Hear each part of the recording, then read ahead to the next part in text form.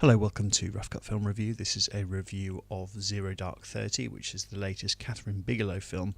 She of the Hurt Locker fame. She's married to James Cameron. She's a female director, which everyone gets very excited about, and there definitely aren't enough of them. So what we have here is the sort of 10-year hunt for Osama Bin Laden.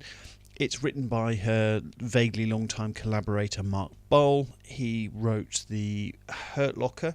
He's a good writer, but I don't think he's in any better position to put this film to write this film than any number of other Hollywood writers who were very good. This is going to be the film for the hunt for Osama Bin Laden, and actually I've seen some really, really strong reviews of this, but I do find it mildly troubling. Now, firstly, the director. I do think she's perfectly perfunctory. I think she's a perfectly good director. However, I think if there were more female directors, and by that I pretty much mean more than one or maybe two. There's a very good Scottish director who is a female working, who made We Need to Talk About Kevin, but there really aren't very many of them off the top of my head. If there were more, I think she wouldn't be as highly regarded as she is, quite frankly. She's fine, but I don't think she's much better than that. Now, this, as I say, this is going to be the film for the hunt for Osama Bin Laden. And where I find this troubling is, firstly, why are they making this film so quickly after he was captured? I fundamentally disagree with that. You know, we need... These events are so massive, I think they need time to settle down into history, and we need to put them into some kind of context. The other thing is, this is a piece of narrative-driven cinema. This has been written by Mark Bowl. This is a rough approximation of what might have happened.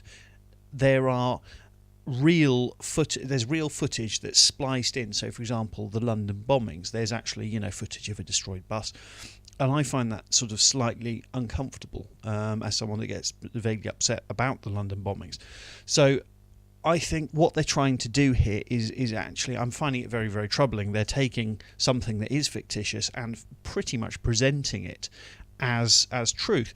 Now, I've seen a lot of very, very angry stuff regarding the glamorization of torture. I think it does absolutely no such thing. And I'm really, really surprised that there is such, a backlash on that. I think people that think that have completely missed the point, to the point where I really don't understand where they're coming from. The acting in this film is very strong indeed. Jessica Chastain is wonderful, and she's a very fine actress. Also features the very decent Australian actor Jason Clarke.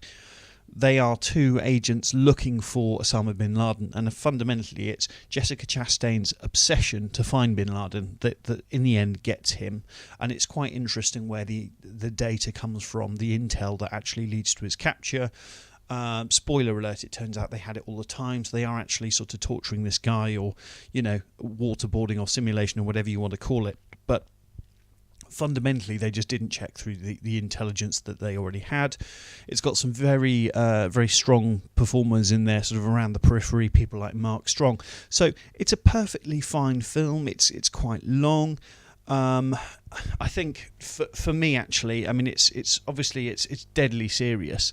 There's no sort of elements of humour in there. And after seeing Argo just a few months before seeing this, I did feel it was missing a little something. It's a perfectly fine film, but to be honest, I think it's way overhyped, much like The Hurt Locker was. The Hurt Locker was a pretty good film. I enjoyed it, but it wasn't as exciting or as good as everybody said it was. So there we go. I mean, all sorts of things have been said about this film, and in truth, it's an okay film. I don't necessarily agree that it should exist now. In fact, I'm pretty sure that it didn't. Having said that, Four Lions was an absolutely wonderful film, and when I heard about that, I thought, oh, crikey, surely that's too soon. And I saw it, and I thought, crikey, Christopher Morris is a very clever chap, and that's a wonderful piece of work. So there we go. It's fine. Don't get carried away with what other people are saying, because you'll walk in and you'll see it and you think, really, is that it?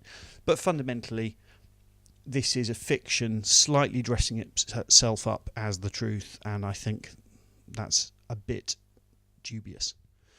Kind regards, Christopher Thomas.